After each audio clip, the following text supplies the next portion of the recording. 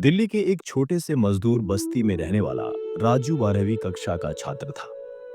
उसके पिता निर्माण स्थल पर मजदूरी करते थे और माँ घरों में झाड़ू पहुंचाकर परिवार चलाती थी। राजू का बचपन कठिनाइयों से भरा था। कभी फीस भरने के लिए जूते पॉलिश करने पड़ते, कभी स्टेशन पर पानी की बोतलें बेचनी पड़ती। पर फिर भी राजू का सपना बड़ा था। वह इंजीनियर बनना चाहता था ताकि एक दिन अपने पिता की तरह सिर पर ईंटें न ढोनी पड़े। लेकिन हालात ऐसे थे कि सपने देखना ही दूसरों को मजाक लगता। उसके आसपास के लोग कहते, तेरे बाप मजदूर हैं, तू भी यही करेगा। पढ़ाई लिखाई अमीरों का काम है। स्कूल में जब इंजीनियरिंग एंट्रेंस परीक्षा का फॉर्म आया तो राजू ने भी भर दिया। पर समस्या यह थी कि फॉर्म की फीस ही 500 रुपए थी, जबकि घर में चूल्हा जलाने तक के पैसे नहीं थे। राजू रात भर सोचता रहा, क्या मैं अपने सपने यहीं छोड़ दूं? क्या गरीबी मुझे रोक देगी? पर भीतर से आवाज आई, हार मत मानो। उसने छोटे छोटे काम करने शुरू किए। सब्जी मंडी में बोरे उठाए, चाय की दुकान पर कप धोए और रात को पढ़ाई भी जारी रखी। धीरे धीरे उसने 500 रुपए जोड़ लिए और फॉर्म भर दिया।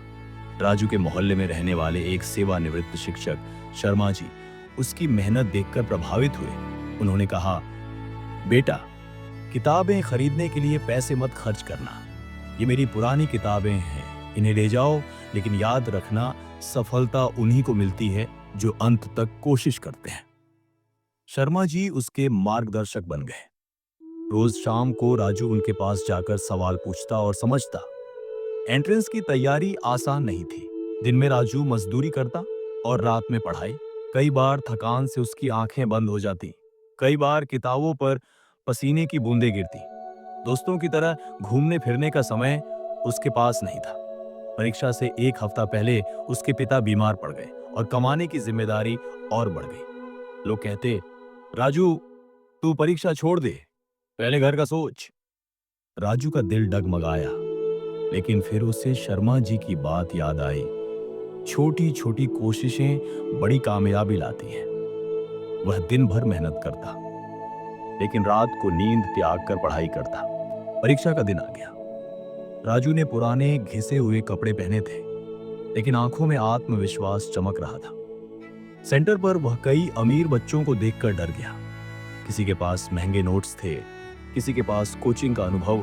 उसने मन ही मन कहा, मेरे पास सिर्फ मेहनत है और यही मेरी सबसे बड़ी ताकत है। परीक्षा कठिन थी, पर राजू ने हिम्मत नहीं हारी। जो नहीं आता था उसे छोड़ दिया और जो आता था उसमें पूरा ध्यान लगाया। एक महीने बाद रिजल्ट आया। राजू का स्कोर अच्छा था, पर टॉप कॉलेज में एडमिशन के लिए पर्याप्त नहीं। वह टूट गया।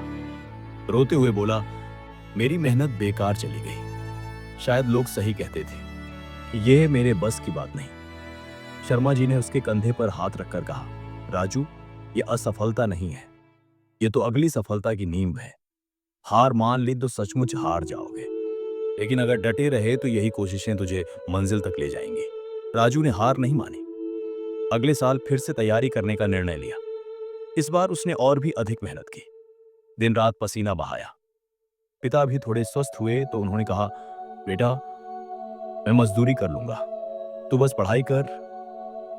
राजू ने गांव के बच्चों को पढ़ाना शुरू किया ताकि थोड़े पैसे मिल सके और घर भी चलता रहे। यही उसकी छोटी कोशिशें थीं। दूसरे साल जब रिजल्ट आया तो राजू का नाम टॉप कॉलेज की लिस्ट में था। वह खुश होकर रो पड़ा। ये सिर्फ उसकी नहीं, बल्कि हर उस गरीब बच्चे की जीत थी जिसे समाज ने कहा था, तू कुछ नहीं कर सकता। पड़ोस के लोग हैरान थे। वही लड़का जो कभी ईंट उठाता था, अब इंजीनियरिंग पढ़ने जा रहा था। कुछ सालों बाद राजू ने अपनी पढ़ाई पूरी की और एक बड़ी कंपनी में नौकरी पाई। लेकिन उसने सिर्फ वहीं रुकना सही नहीं समझा।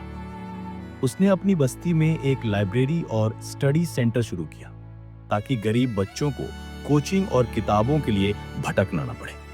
वह बच्चों से कहता, अगर तुम छोटे छोटे कदम उठाओगे और हार नहीं मानोगे तो बड़ी से बड़ी मंजिल तुम्हें झुककर सलाम करेगी। ये कहानी हमें सिखाती है, जिंदगी में चाहे कितनी भी मुश्किलें क्यों न हो, अगर इंसान छोटी छोटी कोशिशें करता रहे और हार न माने तो बड़ी से बड़ी कामयाबी भी उसकी हो जाती है।